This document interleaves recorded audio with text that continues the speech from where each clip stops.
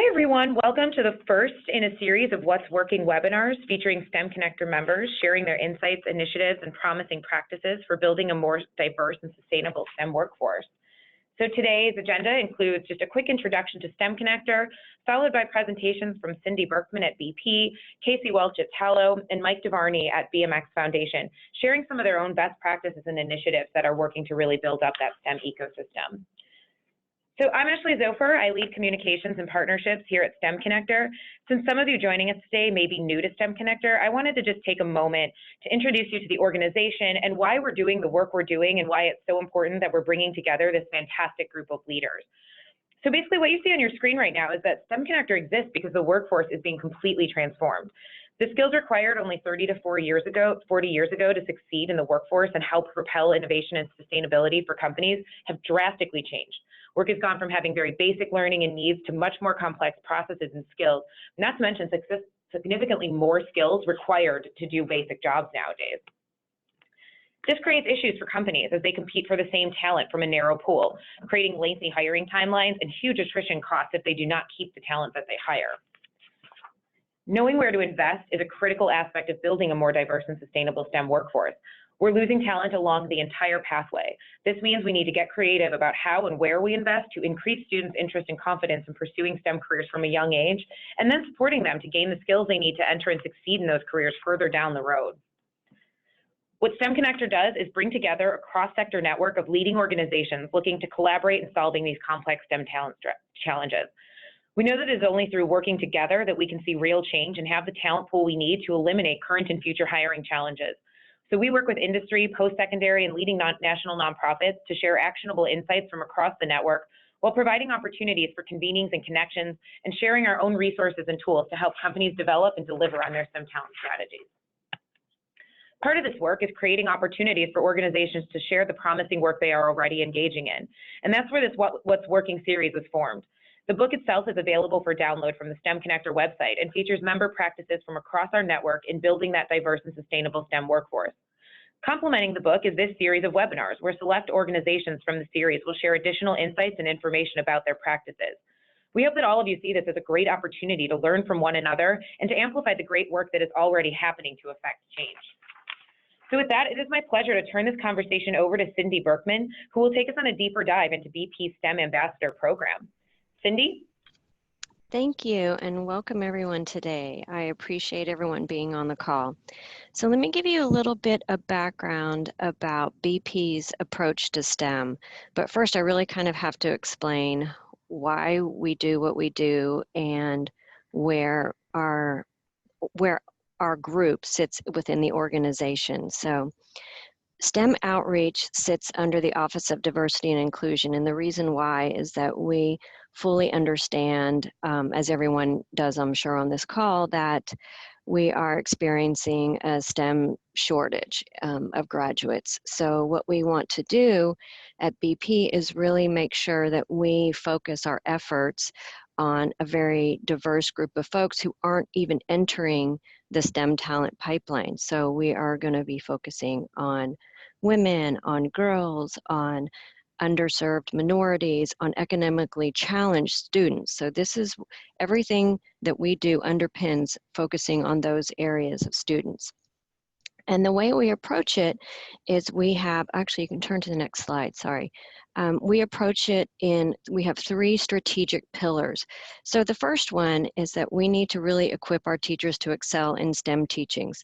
So what we'll do is partner with organizations to really work to get our employees engaged directly with the teachers to help them perhaps with career days or just act as sounding boards and ways that we can help our teachers understand all of the facets of engineering or what we do on a daily basis, where the energy transition sits in the new mix of energy these days. So we really want to support our teachers to excel in STEM teaching. The other thing that we'll do is we provide online curriculum and tools and resources for teachers to to download for free. So this is another way that we want to help promote our teachers. The next thing we want to do is inspire our students, and this is getting directly into schools, and we work to get we work to get our employees involved in a big way. But on a national basis, what we'll do is support partnerships, for example, with the Offshore Technology Conference, or many programming, like we're actually looking at working with an online platform now to be able to get our students involved directly with programming with each one of our major geographies. And the third thing that we want to do is mobilize our employees to make a powerful contribution. So this is really what we're going to speak out about today. So we have a major group of experts within our four walls. We are STEM talent, we are STEM expertise, and what the idea of the STEM Ambassador Program is to connect our employees directly in schools and in communities and make sure that we inspire those face-to-face engagements and mentorship. And you can go to the next slide if you want. Thanks. So what we do is we build awareness through K through 12.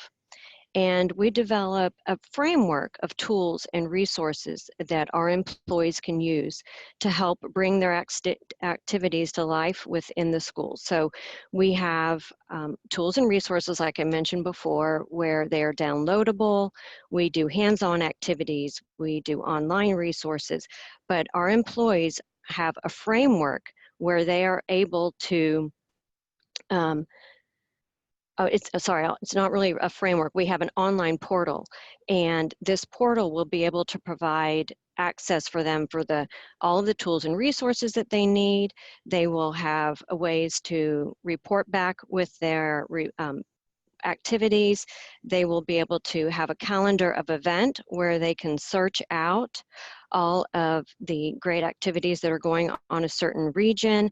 And all of this is done on a national basis. So realize BP is a global company, but where we focus is on the US. And all of our major geographies have a regional champion. So the way that we break down our program is, again, empowering our employees to get out. We want to provide them the resources, but the way we do that is to break them down into regional areas, and then those regional areas really have all the tools and resources that they need to get into the program. Now, I really want to focus today on a big piece of what we do, which is training our staff. You can go to the next and go to one more, sorry. So we have a training program that we are working with Mentor. So Mentor is an affiliate with Million Women Mentors and with STEM Connector, and they are a wonderful organization. And what we have really done is work to create regional workshops. And these workshops not only help recruit new employees, but we want to train our employees. We want to make sure that they are prepared, that when they go out into the schools and into the communities, that they really understand how to connect with the students. So we know that we already are the experts. We already know the technical expertise and the STEM learnings and teachings that we want to bring to the students, but this is to really explain to them how to connect. What we want to do is bring a mentoring mindset to our volunteerism. So when we go out into our schools, we want to develop true partnerships, not only with the administrators and with the educators, but with the students. So we like to look at our relationships with these organizations as just that, true partnerships. So we don't want to get into the school just one time. What we'll do is we'll work with a school or an organization, look at all of their STEM curriculum and say, okay, how can we as BP employees and as experts in, say, an engineering field, really connect with the school several times a year so that we come in, we develop a team of employees who go in, and we'll look at 3 or 4 times a year that we can get in with them so that they can learn our faces, they can learn our names, they can, when they have challenges or questions, they can reach out to us. When they need somebody for a career fair, they'll reach out to us. When they need somebody for a science fair, they'll reach out to us. So the idea is really developing a mentoring partnership with all of these organizations. And what we'll do is develop regional workshops. And like I mentioned, we worked with Mentor, and they come in and train our employees. So They bring the emotional intelligence. They talk to us about how to bring that mentoring mindset. They talk to us about how to really look at bringing, unbiased conscious to the table.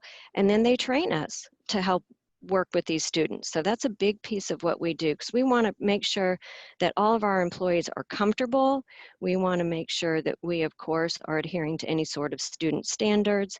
And that's really an integral piece of it. And what I have found is that the feedback that we get from our employees is that not only is this training good for working in the schools, but it's actually bringing a lot of benefit to their personal life and to their professional life. We're talking about leadership skills. We're talking about communication skills. So these are all these soft skills that not only we're trying to teach the students about, but they also help us in a professional manner. You can go to the next slide. And this was our volunteer training, so I went into depth about that. So the next one you can go on to is, I was speaking earlier about our volunteer portal. So we want to, like I said, make sure that everything is in one place. It's a one-stop shop. This is sort of just a quick snippet of what you'll see. So it's registration, it's tools and resources, it's calendar of activities, it's guidelines. Now we want to make sure that everyone is adhering to our standards. We want to make sure our messaging is consistent.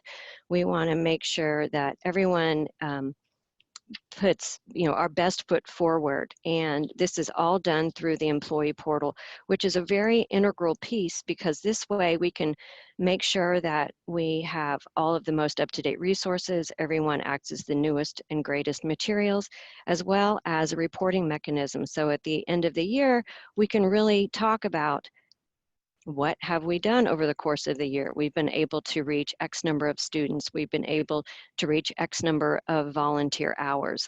So it really gives us a holistic view of all of this volunteer program. And one big benefit that PP does is that, as many organizations do, we have a way for our employees' hours to be matched with a donation from our BP Foundation. And I think this is really great, because not only do the schools and organizations get the benefit of the direct one-on-one impact, but they really get a nice little donation at the end of the day too. So while BP doesn't typically just write a check for sponsorships, what we will do is match with our dollars, match the employees' hours with the dollars match from the BP Foundation. So that really is a win-win. They get time and they get a little bit of donation at the end of the year. And then if you go to the next slide, you can see how we deliver some of these tools and resources. So we have activity booklets, we have career cards, we have prepping for college brochures, we have online activities that are downloadable, and we try to make sure that we align these with what we're doing in our industry. So you'll see a lot of oil and gas activities, you'll see a lot of new materials that are talking about the energy transition. So we're really looking into sustainable and renewable energy sources. So as the energy industry moves into the area of renewables, we make sure that the employees are talking about where the industry is headed to the students too, because we want to make sure that everything that we do is relevant. That's the key for us, is that we want to be relevant, and we want the students to be able to see what they can be. So by bringing our employees in direct contact with them, they're able to see not only what the new roles of the future will be, but where the future of energy is headed. So with that, I will turn it back. Thank you so much, Cindy. That was an amazing presentation. And if anyone has any questions, please put them in the chat box, or you can email me after. My email will be at the end of the presentation, and we will direct them to Cindy. So next, I'm going to turn it over to the president, CEO, and co-founder of Tala, Casey Welch, to talk about the Tala app. Hello, everyone. Again, also a pleasure to speak and share a little bit more about some of the work that we're doing. I feel like a lot of the work that we've achieved so far has been very complementary to the work, obviously, that STEM Connector has done, as well as work with a lot of the other partners. A lot of the things that Cindy just mentioned, and how do we connect with talent earlier, how do we drive that, is something that we feel is extremely important, and something that we need to continue to enable that, especially as we talk about some of those diverse populations that are critical for us as a entire country or even world to be able to tap into to meet. Before I get into it, what I'd like to do is take a minute or two and give you a little background kind of on what Tala is, and then follow up in supporting information on real world examples of how we've done it with companies, colleges, et cetera, across the country to help to them to really address how to connect with the next generation of talent. We absolutely know it's critical. Tala was really built around the core principles of how do we attract, how do we connect, and how do we retain the future STEM talent workforce. And in doing that, we really looked at trying to answer two very important questions. If you want to go to the next slide. These two very important questions were as follows. The first one was, what do you want to be when you grow up? We know that students are often asked this, and to us, it's really not always a fair question, especially when you look at, on average, for those students that do go on to post-secondary, 60 to 70% of them change their career field or major, after their second year. This is I think a very eye-opening, fact as we look at this and figure out how do we connect with the students earlier to really help drive them into something that they're interested in. So how do we help empower them to know that there are multiple options? With the future workforce, there's opportunities in all different careers, whether that next step for them after they graduate high school is to go to a 2-year college, a 4-year, maybe it's the military, or even directly into the workforce. There's really good opportunities for all of them. And our job is to make sure that they're aware of them and they choose the career path that best aligns their talents, passion, and lifestyle together. As we look at retention in different areas like that, we know that's a critical part, right? If we can align somebody where they're in a location where they love to live, doing something that they're very passionate about and love to do, is it really a job? To us, it's a win-win from the talent side. It's also a win-win from the employer side. Obviously that can help reduce attrition and help increase retention, which is really critical, and I think a win-win for the employer as well. The second question that we looked at is how can we engage the future talent pipeline? This was a big question always asked to us, from the employer side. As we hear about, there are a lot of different ways to engage this next generation. Mentorship is an outstanding way. Obviously participation, bringing them in, taking in that great capital and assets that many companies like BP and others have, and being able to drive that back down to the student and being able to share that. So we really realized, with the war on talent becoming more and more prevalent, we needed to provide a way where employers could proactively connect with the next generation of talent earlier, micro-target them, and really do it in a different way. That's why we created Tala. We realized that we had to do something different if we wanted different outcomes to what we're all being faced with in this generation. If you go to the next slide. The way that we went about it was creating basically an app, a platform where talent, really starting as early as the age of 13 and going throughout their career, could come on and showcase the best attributes of themselves. We do realize that when you're looking at students, sometimes it is test scores and grades, but other times it's certifications, it's skills, it's essential skills. Are they going to show up on time? Are they going to work well in teams, organized? Can they work remotely? These are all really important attributes from a lot of the employers we worked with are looking for. So we had to give them first a way where they could showcase it and a way that we could level the playing field for them. So we created a way where they could showcase themselves and now get on a level playing field no matter where they are across the country. So whether they're in a very rural area of Iowa, or maybe they're in a major city like New York City, we have ways to be able to showcase them and showcase all their skills and talents, but most importantly, a way where employers, colleges, etc., can find and directly connect that talent, directly connect to that talent using something that is, extremely prevalent, especially within this next generation, their phones. How do we connect with them where you don't, some students aren't fortunate enough to have, large companies like Boeing and Lockheed Martin, et cetera, come to their school or find them or understand them. They got to hope that they hear them. They got to hope that they walk by them at a career fair. They got to hope that some way they were impacted by what their company is. And we want to increase those odds.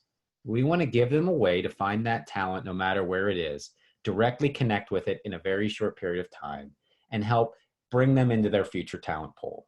And so we've created that two-sided market, that place where talent can showcase itself, it can stay on it, again, whether it's a middle school, high school, college, or adult, and a way where employers and colleges can directly connect with them earlier on. That's the whole core of Tala. If you go to the next slide, this is really a fundamental way that we went about this challenge. There are a lot of different places out there where people showcase themselves. But what we understood and looked at it was you really need all the pieces. We talk a lot about ecosystems, that involve all key stakeholders within the chain. So, one of the major key stakeholders is obviously talent. You kind of see that in the top left box there.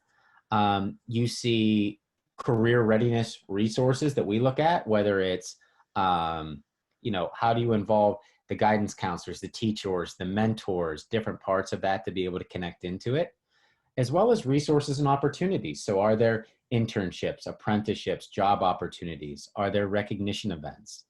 How do you bring that all together into one place? And most importantly, also tie in the talent seekers.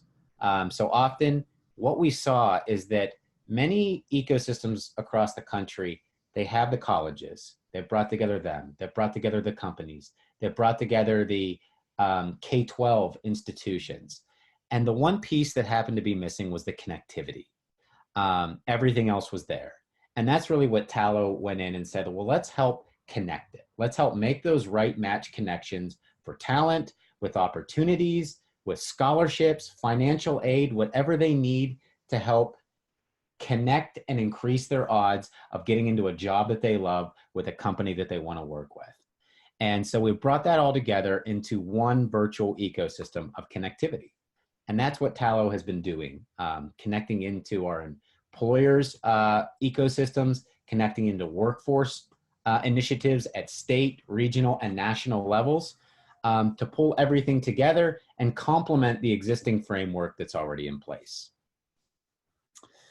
With that being said, if we go to the next slide, this kind of gives a little idea on how we've been doing it and the scale of which we've been doing it. So we've been around for a little over 7 years. We now have over 500,000 talent seekers that have proactively come onto the platform to showcase themselves from all 50 states. They represent over 70% of the high schools across the country. We have students in over 3,000 different colleges. We have students representing, and we work with all different types of partners. So we do work with large companies like Boeing and Lockheed Martin and Cummins. We work with universities, again, big and small, from Clemson's, Penn State's, to smaller liberal arts schools, to your technical colleges. So again, across the country, in all different areas, in all different regions, we've been able to bring them in and create these connections within the platform. Go ahead to the next slide. So with that, I kind of gave a quick overview a little bit. Hopefully you understand, what Tala is, that connection piece, how we've been doing it, how we've been scaling it in, how we work with colleges, companies, organizations, students, etc. One of the big things that I wanted to share are some of the major challenges that we face, that we work with here as a company. And those challenges I wanted to talk about today were 3 different ones. I know there's a lot of them, but one of the biggest ones we talk about are the perceived brand stereotypes. And sometimes I guess stereotype is used as a negative connotation, but what I mean by that is that often students or professionals are looking for different types of opportunities with companies, and they don't know what they don't know. And what I mean by that are, if I were to talk about some of the biggest employers looking for IT, cybersecurity, different talent like that, the first comes to mind a lot of times are the Googles, the Amazons, etc. But one of the largest employers, when you look at the IT industry, is a company like Walmart. When you think about what they have to do, John Deere. You don't always think about all the technology that goes into the ag industry. These are all critical areas that we understand. If we want to bring in more talent into these fields, we need to get that message out, and we need to help the students, the future talent pipeline, understand this at an earlier age. What the company is, who are they, what are they doing, and how can I be part of that? Lastly, what is that pathway to be able to get to it? And I think that's a critical aspect of it as we look at it. Then there's the communication gap. We're dealing with, Generation Z. Generation Z is the first generation that has completely grown up with technology, internet within their hands. It's what they know. They're better than a lot of us at it because they've grown up from the infancy and being able to learn it. And we see this as being a critical tool since they are so astute with it. How do we directly connect with them and use that as the means of connection to help support some of these other ways and complement the efforts? The last piece of it is from the technology side of it. Again, we realize that when you're dealing with technology, we need to help be sometimes that translator. And that's what Tala has been for a lot of companies and colleges out there. How do we take the message that that companies want to share and put it in a digestible way that can relate to Generation Z? And I think a good example of that is a while back we were working with some really large employers, Fortune 100 companies. And the way that they would go out and first target students is they would send them messages that were basically their About Us page. They were talking about their GDP and how they're a Fortune 100 this and that. And what we found is with Generation Z, that really didn't resonate well. They didn't understand that. And in return, they didn't respond to it. So what we understood is we went through methods with them of how do you kind of take it back to the basics? And one of the elements that we saw that has worked really well is taking that message from the company of who they are and simply just reaching out directly to the students and saying, hey, we're Boeing. We're interested in you. We saw this on your profile. We're really interested that you're part of FIRST Robotics. Would love to learn more and share more about who we are. When we went with that short, digestible message, it really resonated very well. We had extremely high response rates that tripled the industry averages in many cases. And that's when we really understood that there was definitely a gap in being a translator and helping to get these students, especially some of these hard to find, hard to get ones in the diversity fields, just going out and sharing with them who they are and connecting. So that was a big part of what we did. So what I want to do next is I want to share some examples of how we've worked with some companies to address some of these challenges that we saw. If you'll go to the next slide. This one is on Cummins. I'm sure a lot of you all are familiar with Cummins diesel engines. In this case, they really wanted us to help them with their diesel technician apprenticeship program. This was a great program for students coming out of high school. They would go to a 2-year college in a local area of Southern Indiana, get their 2-year degree paid for, get paid $17 an hour, also get a $10,000 in Snap-on tools to come in and be part of their diesel technician apprenticeship program. And they came to us and they said, hey, can you help us find students that have these attributes and get it to them? So we worked with them, and they were looking to fill, I believe at that time, 2 spots that they had to fill up. It was at the end of the year. They wanted to see if it worked. They told us who they were looking for. Within 36 hours, we got them 24 qualified applicants, very diverse group, 10 were females. They ended up hiring 5. It worked so well that now we do that across the country. So in the last Last 2 years, we've got over 1,200 students interested in this diesel technician apprenticeship program. And an interesting fact is that 63 of them are what we call, very high performing high school seniors. And what I mean by that are, these are students that had over a 30 on their ACT, which is, higher, it's close to the 90th percentile on it. These were students that were very interested in, mechanical engineering, some of these other fields. And because we directly connected with them, and because we found different areas on their profile that they were interested in, things like them working on their Ford trucks on the weekends, being part of Future Farmers of America, other organizations that resonated very well with the company, we were able to draw those students into this great field and help to get them with less debt, doing something that they love to do, with a company that they love, and in an area that they were geographically that was very important to them. I think the last thing that I want to touch on this one that we found kind of eye-opening is when we looked at these students, a lot of them, we went after the ones that were welders and technicians, but we also went after ones that were in different areas, again, mechanical engineers, computer programmers, computer scientists. And those numbers at the top there are the response of it.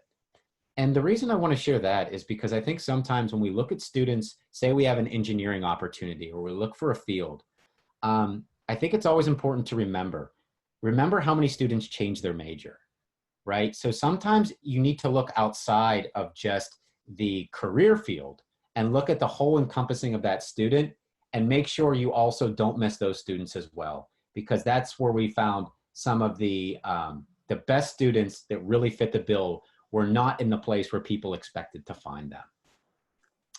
If we go to the next slide, this was Johnson Controls. Again, a lot of people are familiar with them. They have 5 regional locations that they really wanted us to target on, and their big focus was brand awareness.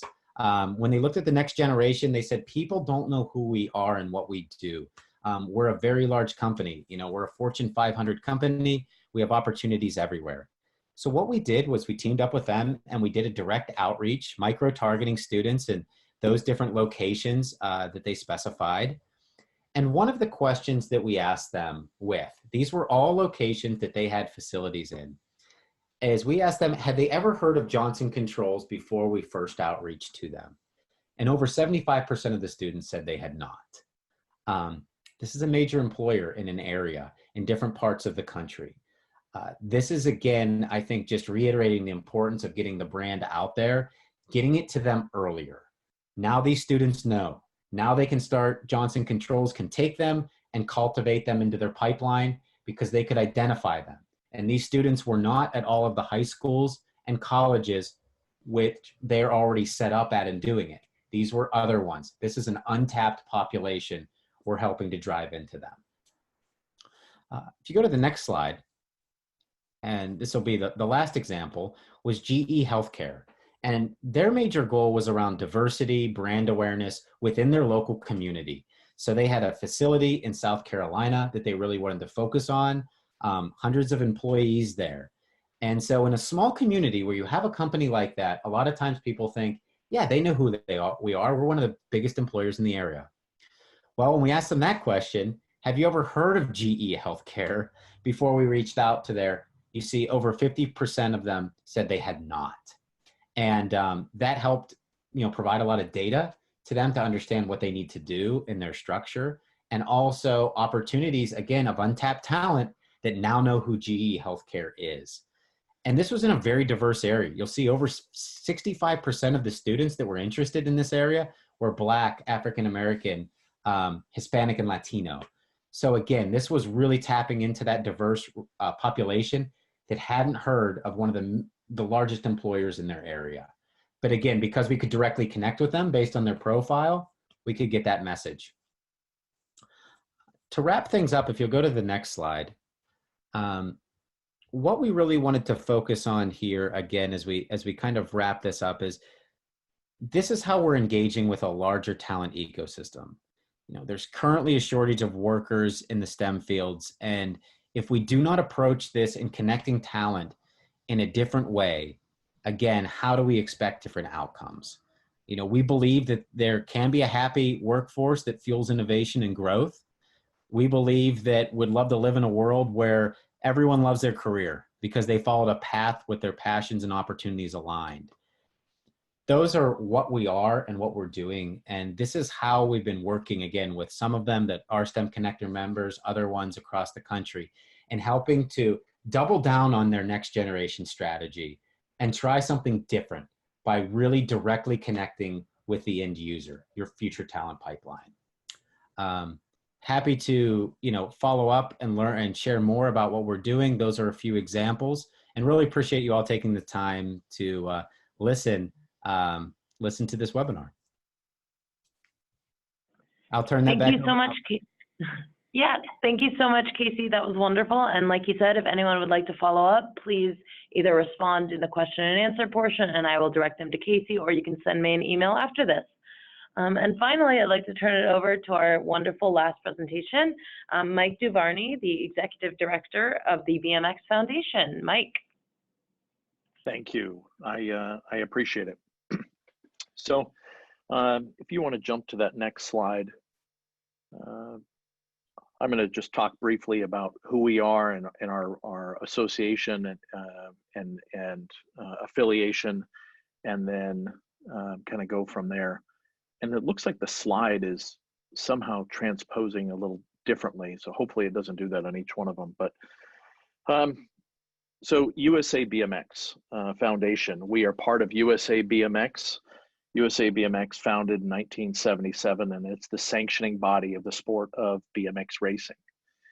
BMX racing is one of the 5 cycling disciplines under USA Cycling, which is part of the Olympic Games, and BMX racing has been an Olympic sport since the Beijing Games in 2008.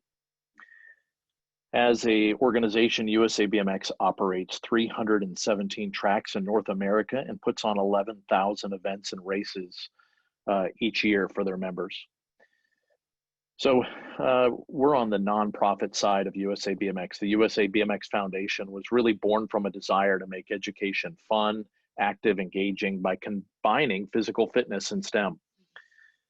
We believe that every child should be given the opportunity to learn to ride a bicycle, no matter what type of bicycle it is and what discipline they what they do with it. We set out on establishing the foundation's mission and vision. We realized that there were so many outstanding community-based programs centered on putting bikes in the hands of kids. And some of them focused on learning to ride. Others were really designed to help students repair old bikes and bringing them back to life. Others used it as a means of physical education and fitness. We really set out to combine all of these best practices into a program that was hands-on, fun for the participants, but it also had to be fun and simple. So in comes the USA BMX Foundation, and so our overarching goal was to inspire and engage these non-traditional learners, and that's why I think it's so relevant that Cindy and Casey, excellent job by the way, both of you. I'm honored to follow both of you. But your message really resounds with what we're doing, because we're looking to help put students on that pathway by opening their minds to opportunities and possibilities. And that's why I think both of your work is so relevant. But making an elementary-based program was the easy part, right? And so aligning that program to state standards, tying everything to outcomes, yet making it flexible for different environments, school day, after school, summer camps, while ensuring that the program was turnkey, all-inclusive, affordable, that presents several challenges. And so we had a checklist of must-have deliverables, and from there we realized that this was not one program. The end result was going to be 2 separate programs. And so the framework for one of those was fairly defined. The other one was unclear, so we kind of set it aside and went to market with what we had. And so if you can move to the next slide. Yeah, I don't know why that slide's doing that, but okay. So the first program we launched was the BMX STEM program. This is a project-based program. It's best suited for elementary students, grades 3 through 5. It can be expanded into middle school, but it's an 8-module, 8-chapter curriculum that's equal parts education, athletics, exercise. It provides 16 hours of programming. So students are using BMX bikes to perform various experiments and exploring the world of STEM. So since our launch, we've placed 600 of these STEM kits with basically 3,000 bikes in youth-serving organizations across the country. And we've dealt with a variety of challenges, but all of those challenges are a direct result of program growth and scale. And so looking at the slide here in the top left, you've got some students with their instructor in the top left-hand corner. In the right-hand corner, right-hand side, you've got some students there that are going over their hypothesis of the experiment that they just performed and calculating out their speed, which is one of the chapters. And then in the bottom left, you've got some students that have got the bike up on a bike stand there, and they just went and changed out their swapped out their front tire, a knobby tire for a smooth tire. They're therefore changing the handling properties of that bike. If you can go on to the next slide.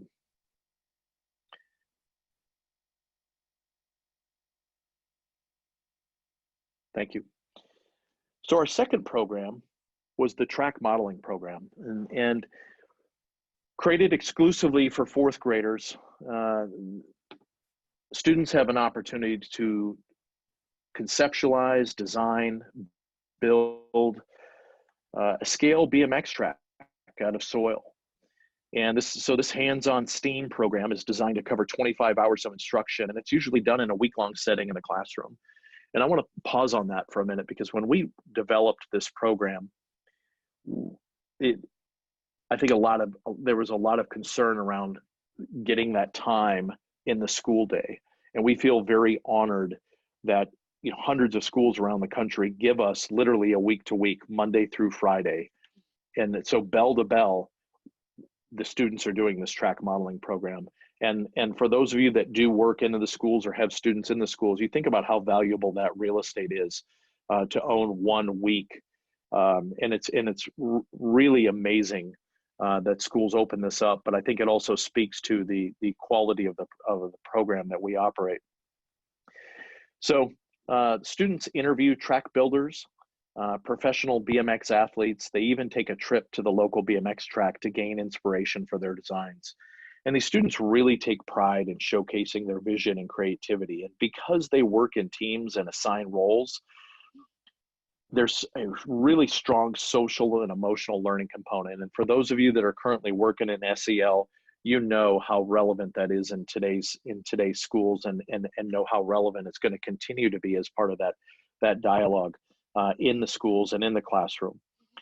But the program teaches design, planning, engineering, architecture, construction, and it's really deeply rooted in earth sciences and mathematics. And students, or teachers, excuse me, are finding that the program introduces and explains concepts to students in a way that they don't get from a textbook or in the classroom. And so as part of their culminating event, students take their work and put it on display, and they're evaluated by a community panel. Looking at the slide here from left to right, top to bottom, you look at the top, and we've got a group of students there in the top left, those 4 young ladies showcasing their mermaid track, which they're so proud of. On the top right, you've got their team starting to sketch out and design their track and conceptualizing what their track could be. Bottom left, you're looking into a classroom, and you can see they're working in teams and project, hands-on dirt. What I think is so funny is you look at the floor, right, and they've got that plastic out there. The classrooms really transform into these really laboratories for students to design and create and bring those creations to life. But why the different layers of learning and why bringing the students out to the track is so relevant, while they watch videos and they talk to track builders and they talk to professional BMX athletes and Olympians, really bringing these students onto the track and having them walk the track, that image on the right represents these students that are on a berm, which is a BMX term for a turn. They think that's 4 or 5 feet high. when they're watching the video and they see the racers go around it at 30, 35 miles an hour. When they get out there, they realize it's 13 feet tall, and the slope and scale of that turn, they can't walk up it because it's sloped like a cereal bowl, right? So they're all sitting in it and they're feeling that gravity, and it just really brings everything together and connects it. So we're really proud of this program, but really what the students have done with this program, and what has transpired. If you go to the next slide, start talking about some of these outcomes. So, you know, you can see in the image there, we've got 2 professional athletes there, and I will tell you that having the opportunity to bring a BMX athlete into the school and in front of students, and we've, you know, been all over the country, you know, it really gets attention. It really gets and captures that student focus and attention. And then by them opening their minds, it really helps them realize the possibilities of what could be. And so I think that's why both of these programs have been so effective. So to date, as of yesterday, we've got 602 of these STEM kits placed across the country. In 2019, we will directly impact, that means a student in our program, a student that's been, and that's a single count student, by the way, that's either gone through one of our programs or has been a part of our school programming or presentations, 225,000 students, and there's a possibility we may eclipse that mark. While the program grows, which is great, so does the demand for programming. And so currently we have a wait list of 200 plus schools seeking one or both of our programs. And I don't know how many Stranger Thing fans we have on the call, but for those of you that are watching, you just look at that, and something that simple can garner and generate interest, right? If you look at the character Max and the bike that she has, it's a Mongoose BMX racing bike, you know, from that era. You look at students now, they all want bikes like Max. That's the type of thing that gets interest and to this program. And so, but in addition to that, we have the 2020 Olympics around the corner. And so with the heightened focus on BMX, we anticipate our participation number growing to 350,000 by the end of 2021. And so I kept our message today fairly short and simple, you know, because I wanted to have this be an opportunity to generate discussion. I know there's no direct Q&A right now, but if you do have comments or questions, I really encourage you to reach out to us, and we'd love to hear from you or love to answer any of your questions. And with that, I'll turn it back over to the group. Thank you. Thank you so much, Mike. That was really insightful, and we're so glad you could join us. And I want to say also thank you to Cindy and Casey as well for kicking off this first series of the What's Working webinar really well. So like you can see on the slide, and like everyone has mentioned, if you have any questions, please email me, or you can drop it into the chat and I will direct them to whoever you intend. Additionally, if you want to be featured in the booklet, please reach out to me and I can get you information about that. That is for our STEM Connector members.